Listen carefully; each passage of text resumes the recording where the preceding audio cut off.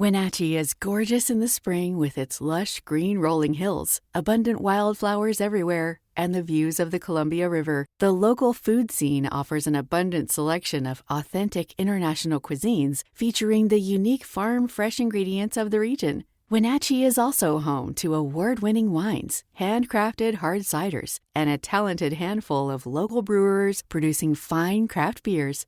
Visit Wenatchee, the heart of Washington State. $20 million, $19 million, $6 million.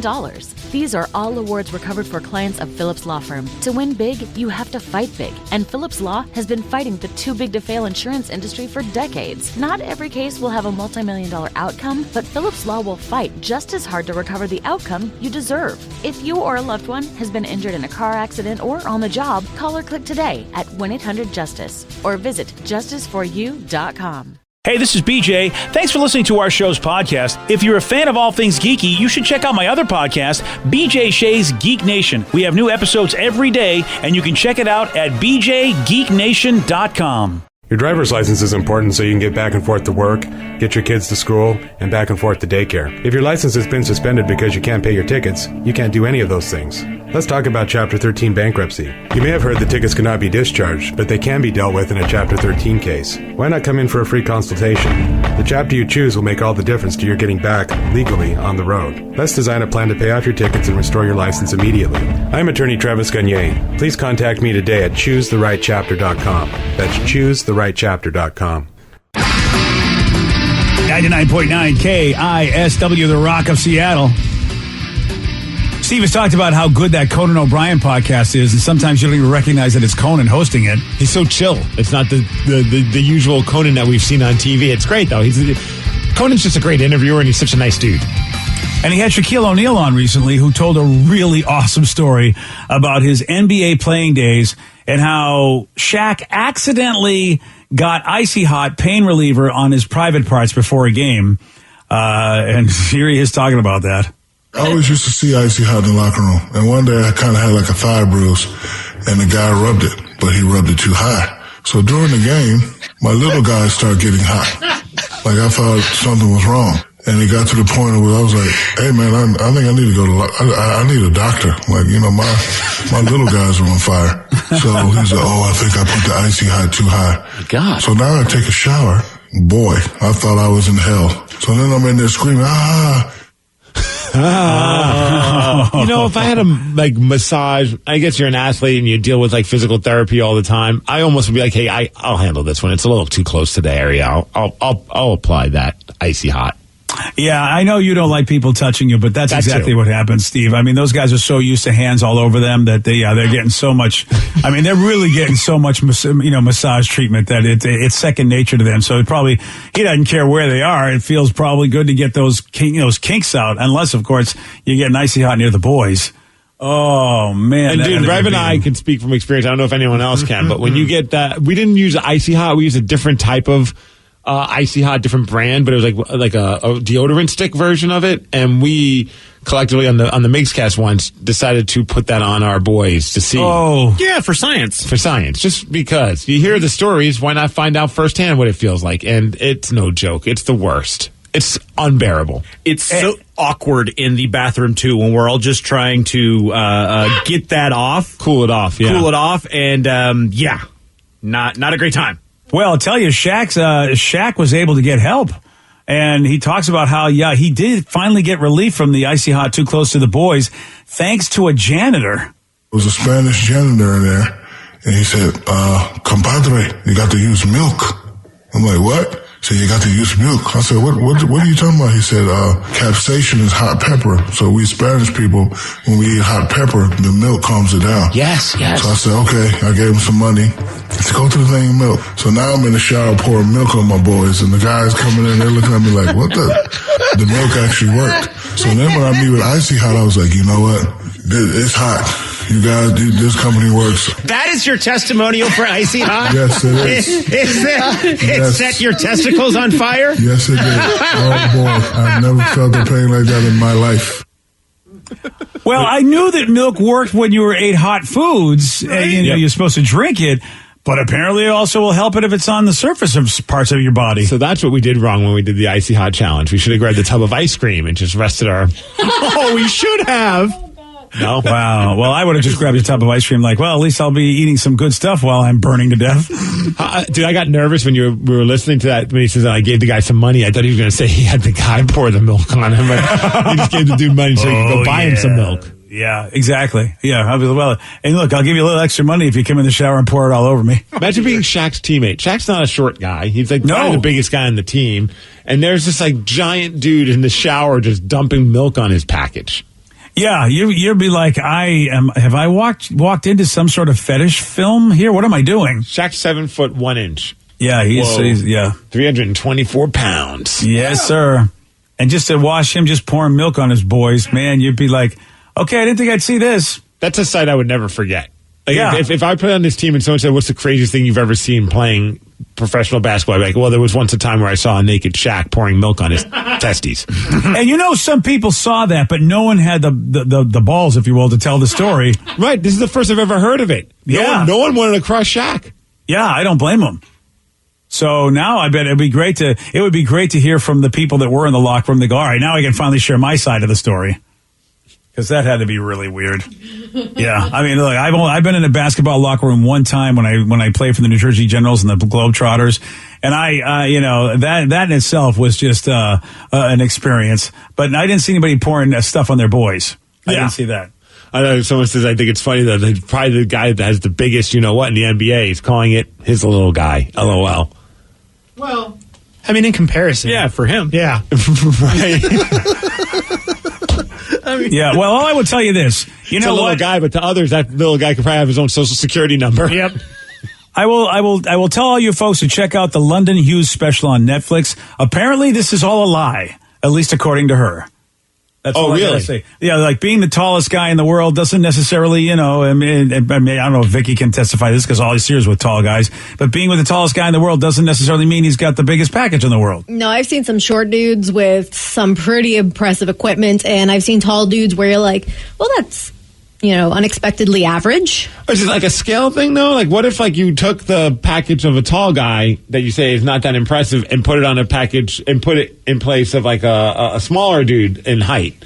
Would it then look impressive? I mean, it definitely, I think, adds to it, but, when you actually do the measurements, if you will, it's the math beats it. Yeah, I would imagine Vicky knows. Like, you know what? When you're handling tamales and burritos, it doesn't matter where the burrito comes from. You know the size of the burrito, right? I mean, you know what I'm saying? I would think Vicky would be like, I don't care what you're telling me, pal. I don't care what kind of canvas you're putting this on. I know how big this burrito is. No, too soon? No, I'm just trying to find another way. I understand what you're saying, but I also think about certain things can seem smaller, but they're actually the same size. That's why you always you hang yourself out the window with the rearview mirror because things are always larger than they appear. Yeah. Whoa. Yeah. Well, I think about sometimes I get a bottle of Coke, and I'm like, oh, that's X amount of ounces, and so is the can as well. But they look like the bottle looks way bigger. I see what you mean. Right. Yeah, but then when it's in your hand, you're like, oh no, it weighs the same. I never really weigh them. Well, you're like, it's the same amount as holding, the aluminum Steve, can. you just haven't had. You've only had experience with one burrito. Yeah. You know what I mean? Wasn't a confident answer. Well, you've ruined burritos now for me for a while. Sorry, buddy. Got to just go with the burrito bowl now at Chipotle. Yeah, sorry about that, buddy. My bad. There's a cool discussion on Reddit right now. People are talking about the toys and games from when they were a kid that would be considered too dangerous to play today. And I swear they were listening to our show, as Steve talked about, as they put on the list, one of your favorite toys playing with as a kid, Steve. And you talked about, how did our parents let us play with these? It's got to be lawn darts. Oh, yeah, on the list. If it's not on the list, this list is bunk. Yeah, it is on the list of dangerous toys that parents used to let kids play with. Yeah, that one, it would blow my mind. Looking back on it, as a kid, I didn't seem anything weird about it, but our parents would just it'd be almost dark. And we're out, my buddy Chris and I would go to the beach in Breezy Point, New York, and go play lawn darts, and we would play in the dark. And not one parent said, guys, that's a really dangerous idea. They just said, come back when you're done. Yep. Part of me's like, come back when there's only one of you. With lawn darts, the same thing was also with horseshoes. Like, we used to have a horseshoe pit in the backyard. And we would start by throwing them into the pit, and eventually it would just turn into hucking horseshoes into the air and listening to them crash down because they made a cool sound. But then you'd throw it up and you'd be staring at it as it was coming right back down at your face and then dodging it right at the end. Dude, lawn darts in the dark was such a trip because it was all about the sound. Because like all of a sudden, like you're throwing it up there, and I'm like, or my buddy Chris would throw it up, and I'm like, I wonder where it's going to land, and you just hear. And they're like, oh my gosh, that was really close. Damn. All right, my turn. Oh, damn. Yeah, that's some scary business. Do you guys remember the spinning gate on the playgrounds? It's a gate on a pole. Yes. Yeah, and you stood on the back of it and just spun around. Isn't that the one that was like kind of like it was like a steel Lazy Susan type of a thing? Like it almost felt like that. I think that's the one we're talking, because that's the one I remember. Yeah. So I'm assuming that's what they're talking about. You just stand on the back of it and spin around. Yeah, I think that's the one I'm and apparently I guess that's caused a lot of injury. No, those are two different things. There's literally a spinning gate as well. Oh, like okay. literally, it was like a gate. Oh, I don't remember that. Me neither. And then, but there was also, the little merry-go-round that was super fun because you try to spin each other around as quickly as possible. Now, that one I remember. Yeah. That was dangerous. Yeah. Oh, absolutely. I mean, we all did it, but like the game was like one person would go on and everyone else was just trying to spin that thing as hard as humanly possible to see if it would fly you off of it. And most of the time there were like metal bits sticking out that you probably should, probably would get cut on. Oh yeah, no one really maintained those things. No. And it was rusty. I think there's still some of them somewhere out there. That's the sad thing. That's why I never got COVID, because it's like, I mean, I was able to survive that rusty thing, and clearly nothing else can take you down. That's a good point. That thing was like, and then also you'd spin it really fast and try and jump on it, and your shins would just get wrecked by it. Yeah. Ah, the good old days. Now, if you're a geeky kind of a person, you remember buying that radioactive science kit that actually came with real radioactive material and a Geiger counter. Oh, congratulations. You now have superpowers. Yep. Oh, I remember that one. It was like, I just thought, for some reason, I thought everything was fake. Even though they said it was real, I was like, they couldn't really give us a real thing. And this Geiger counter must be just reacting to something else. Turns out it wasn't fake. It was really radioactive material. When I now think about like the playground, I mean, most of the things at the playground were just a death trap, but also the swings. Yeah. I mean, as silly as it is, but it was in junior high school. We had a swing set outside of our junior high school, and you would go on it. You wouldn't sit on the swings. You would stand on it and hold the chain. Oh no! And your buddy would keep pushing you, and then we called it Spider-Man. I think it was just like basically Death Wish. And you would try and time it to jump off of the swing, like mid-air. Oh yeah! And then jump and land and grab the fence. Yeah. And this was a time like Spider-Man. Yeah. And this was a time, and this is on the list as well, where all these playgrounds were built on asphalt. So, even the swing sets back in my day, they didn't think of maybe making a little sandier or whatever, just so you just got on there and okay then. Spider-Man face planted into asphalt. Did you guys ever do the tire swings? Did you have those? Yes. Because I used to do a thing called Supermaning. It's where you'd have somebody in the tire swing and you'd spin them around really fast, and then you would grab onto the chain and Superman and hang around so you're also on the tire swing. Oh, dear. I may or may not have gone to the nurse's office after that. Oh, there we go. They probably had all those there just to keep the nurse employed. Right? It's like, why do we have this lady? I don't know, let's create a ride that people could possibly impale themselves on. Yeah, put it outside in the playground. Did a popular TV talk show host burp and fart at the same time while doing her show? All right, we're going to let you make that call. We've got the audio. You're going to hear it at 8:17 on The Rock. BJ and Migs, mornings on The Rock, 99.9 KISW.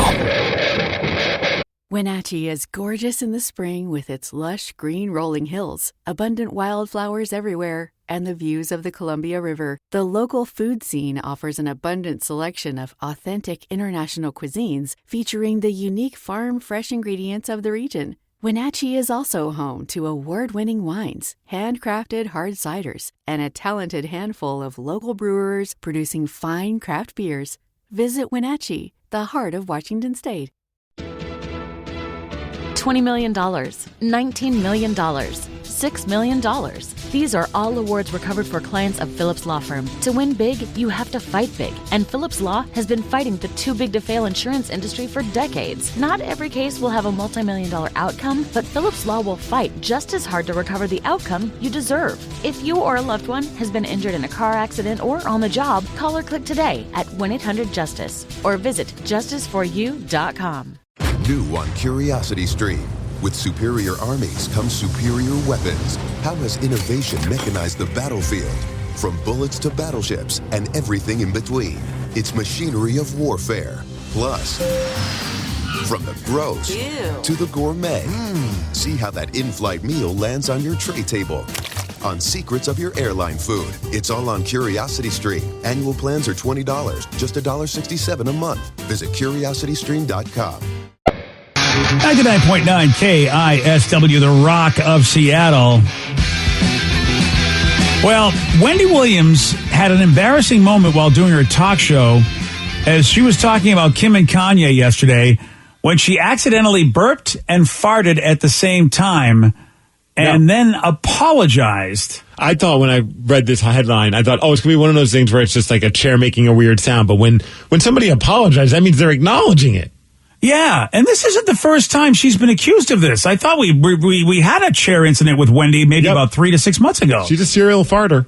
Yeah, and so here's how it all went down.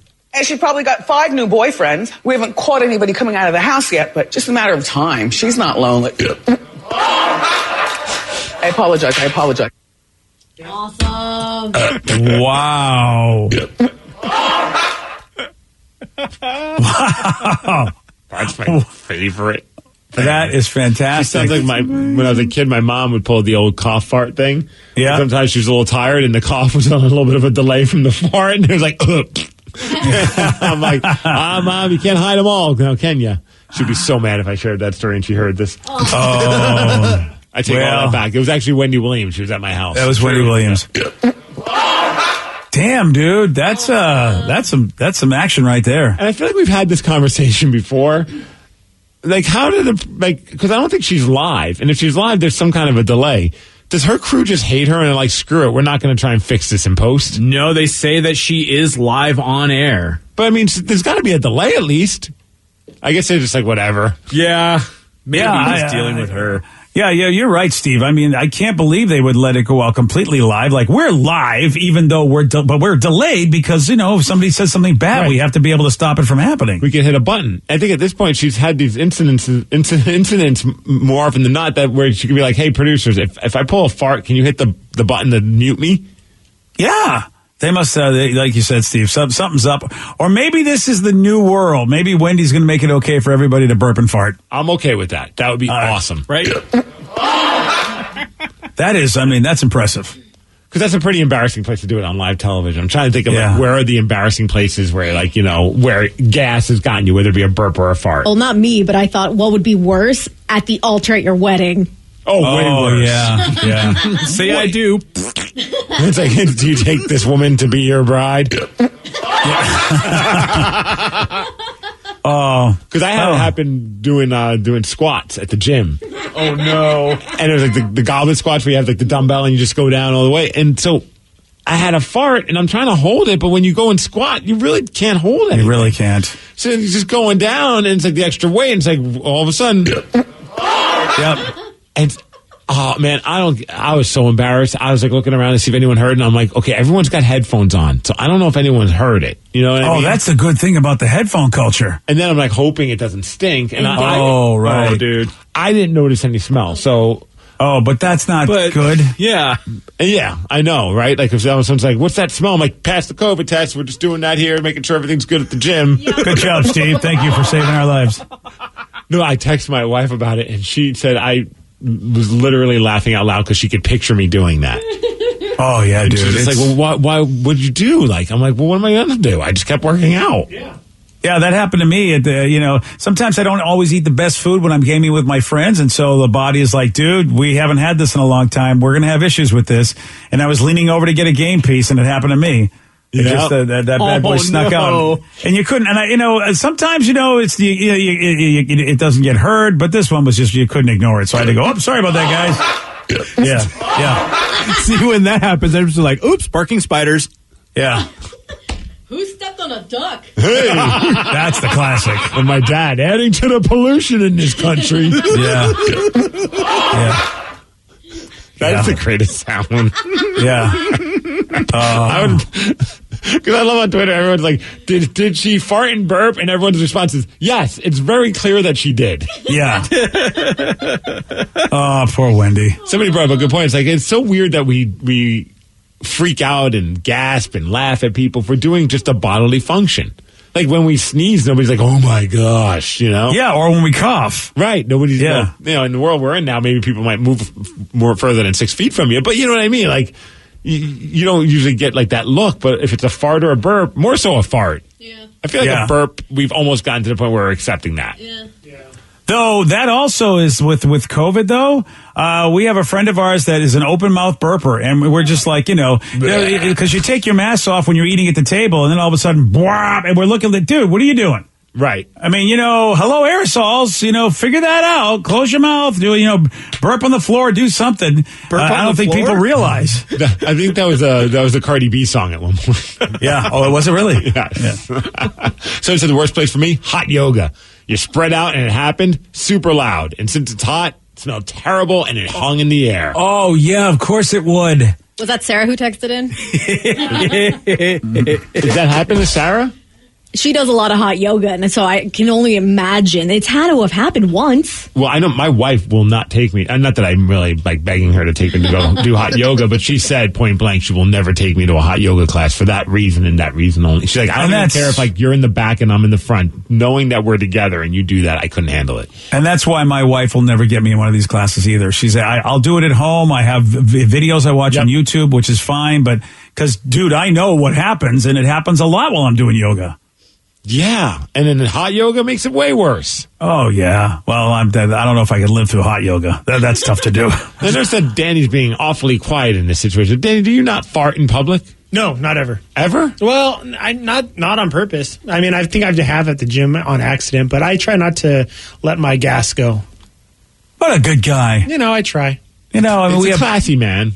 We have both ends of the spectrum on our fine show, as it were. Yeah. Because then there's the Rev who's like, hey, you know what? Yeah. I'm going to let her fly. Let her rip. You got to make some theatrics about it. Yeah. The only place I literally regret it is in the bathroom when I'm taking a shower, just because the hot air and the hot water and the steam actually makes it worse. It's like a hot yoga room. Oh, yeah. Yeah, absolutely. And you're only doing it to yourself at that point, which is horrifying. It's not even fun at that point. The worst also is sometimes it happens in like a wrestling match, and that's like, oh yeah. Because then you're like, you got to be like, yo, just to let you know, when your face was near my butt, I kind of tore one up. It's like it's about to hit you. Oh, you don't mean to do it, but it's like your body's moving in certain ways, and if like you start focusing on that, you could get hurt. Okay, good call. Instead, someone's going to get gassed. Then maybe they'll submit by submission. They'll tap out. Yeah, that would be so amazing. Like, why did he tap out? That's not part of the plan. You have no idea what happened in that ring. Oh, an unanticipated part of wrestling. The ref just leaves. He's like, I'm good. Yeah. Oh, Wendy Williams. So he says, I hate how after you cough or sneeze a lot, everyone will always ask, are you okay? Like, are you about to die? And they ask that question if you're coughing as well. Now it's like if you cough in public, you get nervous. I don't know about you guys. Like, I feel like whenever I go like get takeout and I'm waiting in line, I think my brain is messing with me. I get that tickle in my throat, and you're like, I don't want to cough because I don't want to freak anybody out. But oh yeah, it's allergy season now, Steve. That so too. we're all going through it. We're all going through that because I'm sniffling. I'm I have to blow my nose while walking because the stuff's getting to me, and everyone's I feel like everyone's looking at you at the park like, what are you doing outside, COVID boy? COVID boy. I mean, geez, come on, it's allergy season. Give a guy a break. So he said I farted on the teacup ride at Wild Waves on the second day with my wife. Stuck up the entire ride. Everybody was laughing. He says his wife, though, so she didn't immediately dump him. That's true. She's a keeper. Oh, that's going to be like, Wendy's going to be living forever on our show. Oh, yeah. I mean, how does it not? Yeah, it was, and it was a very demure fart. You know what I mean? The burp was much more impressive. Somebody said, I guess our show is now called Windy Williams. Good call. Yeah. It's almost like a rim shot, too. Yeah. And that burp, that burp was something. That was a good guttural there was burp. some meat to it. Yeah. As it were. All right, so Google's got this new device, the Nest Hub, or their newest Nest Hub. I don't even know what the hell it is. Is that like I don't know what it is. What is the Nest Hub? Is it like a sound dock? It looks kind of like what an Echo would be, but it has a screen, it looks like. Huh. Oh, it says the Echo Watch or Echo View, whatever I have. Echo Show. I have an Echo Show. You can use it as an alarm. Oh, okay. It looks like more of like it almost looks like it's like an alarm, like meant to be by your nightstand. Yeah, and it's look at that. Okay, it's got a screen. It's very similar to my Echo Show. Looks like it's a little bigger than that, and it's about $100. And its big feature is that it can accurately track your sleep by using a radar sensor. Yeah, and you put it on your nightstand, and apparently it measures everything about your sleep. And you point like a radar at your body? You don't have to wear something? I guess so. It looks like it just monitors how your chest moves when you're breathing, what movements you make, and whether you snore or cough. And it picks all this up. So it's got to be, I guess, close to you. And the nightstand must be enough. So is it going to monitor you when maybe you're getting a little bit of a little randy time during the evening? I wonder what it would say about that. Is that your chest or is that your butt going up in the air? It just automatically starts playing some romantic music. Wouldn't that would be funny? cool. Of all of a sudden, you're cool. You're getting into it, and then all of a sudden, Marvin Gaye starts playing, and you're like, what the hell? It knows the mood. It would be nice. Yeah, and apparently you can do this privately because it'll send all this data about how you're sleeping, and it will give you recommendations on what you do to sleep better. You can either get it sent to you privately, or you can have them uploaded to their health app that they have and sync it up that way. Oh, great. Now I'm going to be worried that they're videoing you. Oh, they are. Oh, yeah. Totally, all the time. But they're already doing that, so it's fine. Well, putting a screen next to your bed really does seem to be something that pick up your movements and everything. At that point, you're Big Brother. There's no doubt about it. Well, all right, NSA, get ready for a show. Yeah, right. It's like, we're monitoring your sleep. It's it's like a 6-year-old virgin guy watching you. It's hoping that you're going to do it with your wife. Yeah. Damn. No. Wow. For $99, you too can get that. Oh yeah, it says that you can wear either a wrist thing, a tracker on your wrist, or you put a special device under your mattress. Interesting. Oh, so you do need something else than just it on your nightstand. Oh no, wait, my bad. It says you could do all this without requiring you to put. So I guess at some point you had to.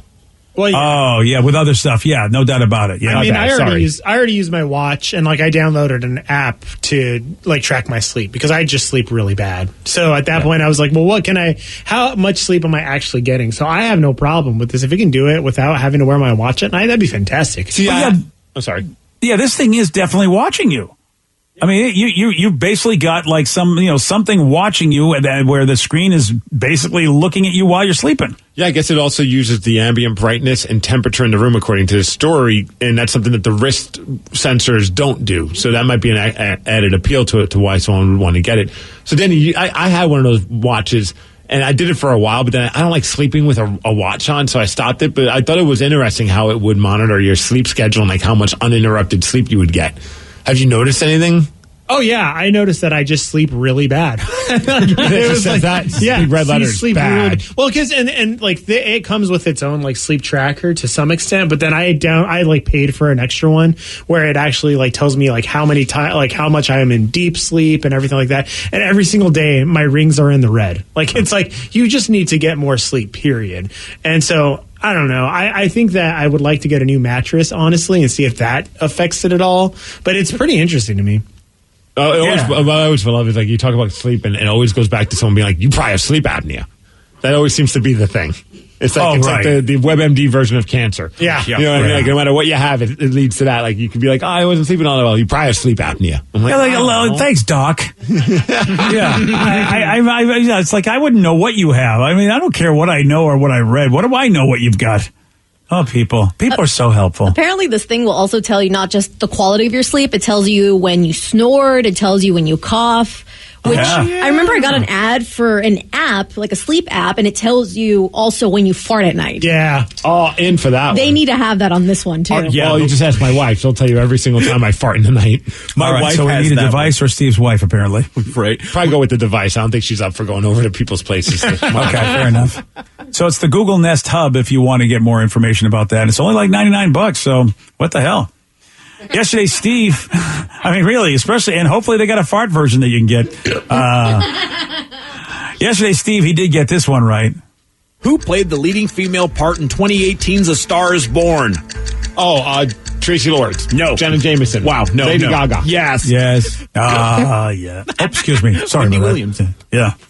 Wendy Williams. The wind is born.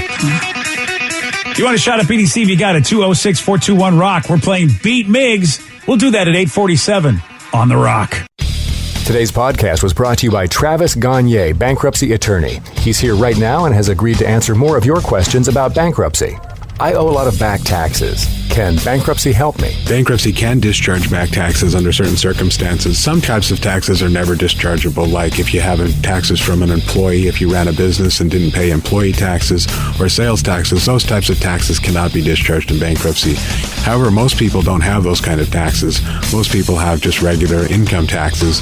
If you owe income taxes and you filed your tax returns but just weren't able to pay the taxes, if the taxes are more than 3 years old and you filed the tax returns, those types of taxes can be discharged in bankruptcy in most circumstances, especially through a Chapter 13 case.